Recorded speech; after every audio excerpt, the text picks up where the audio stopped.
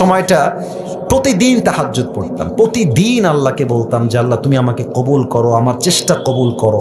আর আমি দুইজনের ওয়াজ খুব বেশি শুনতাম, এক আজহারের ওয়াজ শুনতাম খুব বেশি, আর একজন আমি আল্লামা দেলোয়ার হোসেন সাঈদীর ওয়াজ খুব বেশি শুনতাম সেই সময়ের কথা। It has been 3 years or maybe 4 years back, 3 বা 4 বছর আগের কথা।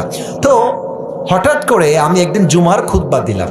আমি আবার বলছি, এই কথা কিন্তু আমি কখনো কোথাও আপনার শোনেন নাই, আমি আজকেই বলছি।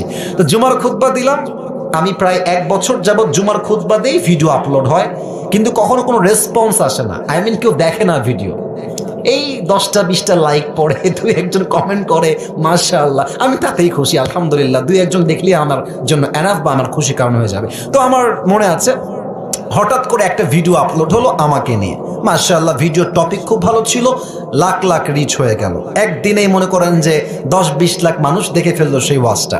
পরে মিডিয়ার থেকে আমাকে কল দেওয়া হলো যে আপনি জুমা পড়ান কোথায়, আমরা আপনার ভিডিও রেকর্ড করব।